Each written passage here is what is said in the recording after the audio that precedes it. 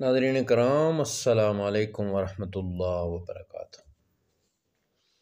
تعارف علماء و مشائخ میں ہم آپ کی خدمت میں حاضر ہیں۔ شخصیت ہیں حضرت مہر الملت پیر سید منور حسین شاہ صاحب جماعتی حفظہ اللہ تعالی۔ جیسا کہ ہم نے پہلے بھی آپ کی خدمت میں عرض کی تھی کہ یہ تذکرہ ہم برطانیہ میں علماء اہل سنت اور مشائخ محترم و مکرم خالد اطہر صاحب کی کتاب سے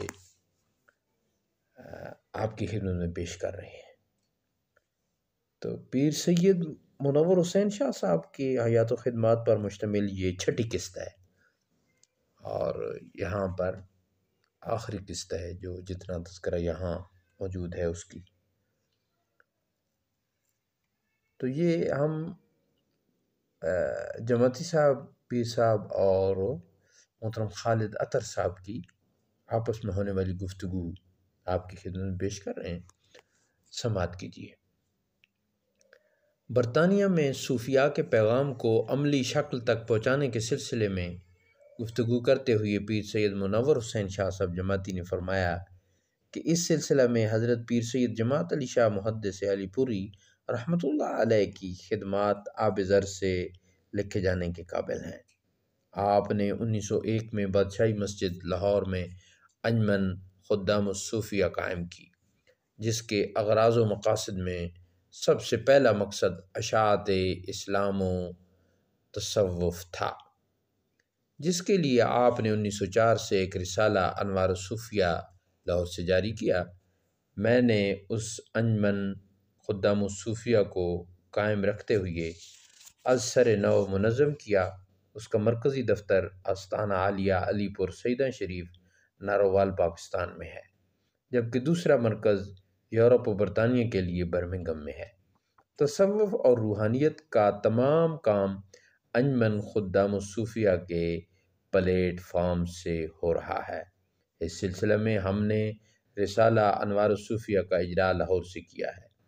صوفیہ اور مشائخ سے مربوط اور منظم رابطے کے لیے پورے پاکستان کے دورے کیے ہیں، کیونکہ اسلام کی سربلندی، ملت اسلامیہ کی عظمت رفتہ کی بحالی اور ملی اتحاد یکجہتی کے لیے علماء و مشائخ و صوفیاء کا متحد و منظم ہو کر وحدت اور استحکام کے لیے کام کرنا ضروری ہے۔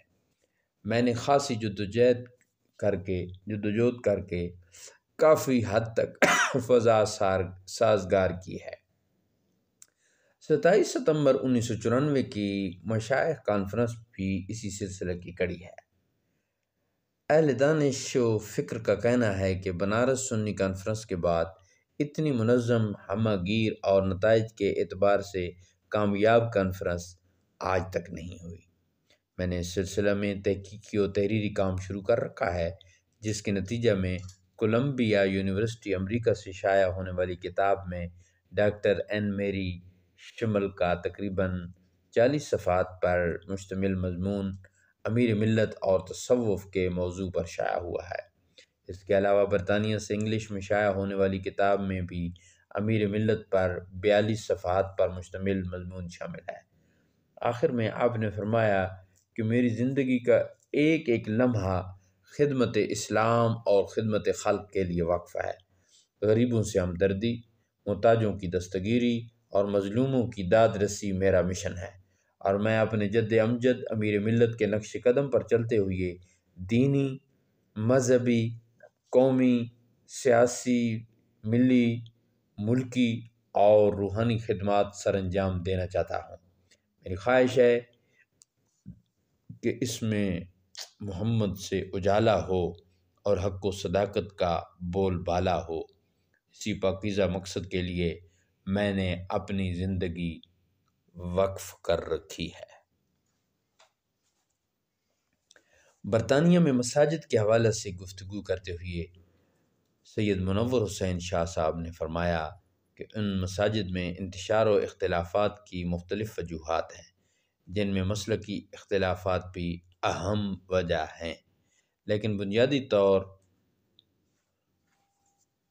طور پر انانیت، خود پرستی اور ذاتیات کی جنگ ہے۔ برطانیہ میں مختلف برادریوں، قومیتوں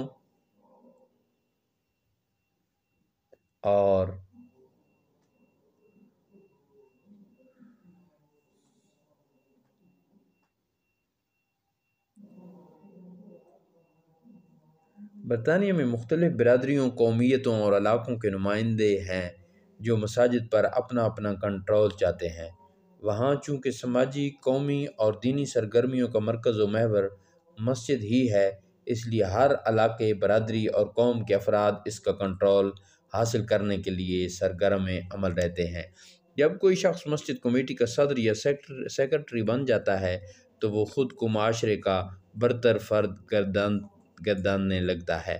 میں نے مکمل تحقیق کے بعد یہ نتیجہ اخذ کیا ہے کہ یہ ذاتیات کی جنگ ہے، کہیں فرقہ پرستی۔ جی ہاں ناظرین، ہم عرض کر رہے تھے کہ پیر صاحب نے فرمایا کہ یہ اختلافات اور آپس میں مختلف معاملات کی وجہ سے مساجد میں بہت مسائل ہیں۔ آپ نے فرمایا کہ میں نے مکمل تحقیق کے بعد یہ نتیجہ اخذ کیا ہے کہ یہ ذاتیات کی جنگ ہے، کہیں فرقہ پرستی کے نام پر، کسی جگہ برادری کے نام پر، اور کہیں علاقائیت کے نام پر۔ اس کے پس پردہ کوئی حقیقت نہیں ہے۔ گفتگو کے آخر میں پیر سید منور حسین شاہ صاحب جماعتی نے فرمایا کہ چونکہ میں ان روایتی پیروں میں سے نہیں ہوں جن کا کام صرف نظریں اور نیاز حاصل کرنا اور چندے اکٹھے کرنا ہوتا ہے۔ یورپ اور برطانیہ کے لوگ بخوبی اس بات سے واقف ہیں کہ جب بھی، جہاں بھی تبلیغ و اشاعت اسلام کے سلسلے میں جانی و مالی ضروریات پیش آئیں تو میں نے کبھی کوئی کمی نہیں رکھی اور ہر موقع پر بڑھ چڑھ کر حصہ لیا۔ اللہ تعالیٰ کی ذات حضرت مہر الملت پیر سید منور حسین شاہ صاحب جماعتی حفظہ اللہ تعالیٰ کو سلامت رکھے اور دین و مذہب اور اپنے مسلک حق اہل سنت و جماعت کا اللہ تعالیٰ کی ذات ان سے کام لیتی رہے۔ ناظرین کرام، یہ ویڈیو سماعت کرنے کے بعد ہمارے اس یوٹیوب چینل کو ضرور سبسکرائب فرمائیں، آپ کا ہمارے ساتھ یہی تعاون ہے۔ اللہ حافظ۔